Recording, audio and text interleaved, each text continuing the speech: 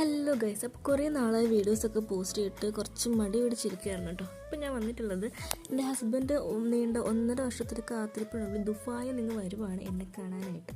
എന്നെ കാണാനല്ല, പുള്ളിക്ക് വെക്കേഷനായിട്ട് പുള്ളി വരുവാണ്. അപ്പോൾ ഞാനും പപ്പയും എൻ്റെ ബ്രദറും കൂടിയിട്ടായിരുന്നു പോയിട്ടുണ്ടായിരുന്നു. ട്രിവാൻഡ്രത്തായിരുന്നു ഞങ്ങൾ വന്നിട്ടുണ്ടായിരുന്നത്.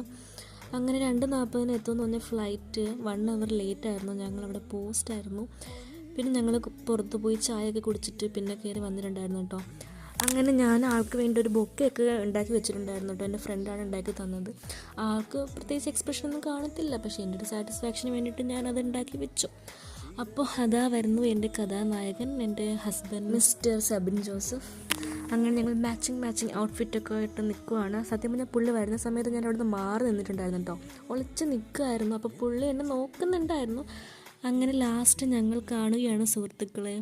ശരിക്കും പറഞ്ഞാൽ പുള്ളിയെ കണ്ടിട്ട് ഞാൻ ഞെട്ടിപ്പോയിട്ടുണ്ടായിരുന്നു. കാരണം ഇവിടുന്ന് പോയ ഒരു കോലത്തിലല്ല തിരിച്ചു വന്നത്. അത്യാവശ്യം തടിയും കാര്യങ്ങളൊക്കെ ഉണ്ടായിരുന്നു. ഇപ്പം നല്ല മെലിഞ്ഞിട്ടാണ് വന്നിട്ടുണ്ടായിരുന്നത്. അങ്ങനെ ബൊക്കെയൊക്കെ കൊടുത്തു. ഞങ്ങളിങ്ങനെ സംസാരിച്ച് പോവുമായിരുന്നു. ഓരോ വിശേഷങ്ങളൊക്കെ പോകുന്ന വഴിയിലൊക്കെ ഞാൻ ചോദിക്കുന്നത് എന്താ ഇങ്ങനെ മെലിഞ്ഞേന്ന് ചോദിച്ചുകൊണ്ട് പോകുമായിരുന്നു. അപ്പോൾ അതാ പപ്പ വന്നിട്ടുണ്ടായിരുന്നു. അങ്ങനെ പപ്പയും മോനും കൂടെ സംസാരിക്കട്ടെ എന്ന് കരുതി ഞാൻ കുറച്ചങ്ങോട്ട് മാറിക്കൊടുത്തു. അവർക്ക് കുറച്ച് പ്രൈവസി കൊടുത്തു. പിന്നെ ഇത് വീട്ടിൽ വന്നപ്പോൾ എടുത്ത ഫോട്ടോയാണ് കേട്ടോ. അവിടെ വെച്ചെടുത്ത ഫോട്ടോ ക്ലിയർ ഉണ്ടായിരുന്നില്ല. പിന്നെ വരുന്ന വഴിക്ക് ഞങ്ങൾ വെട്ടുകട കയറിയിട്ടുണ്ടായിരുന്നു.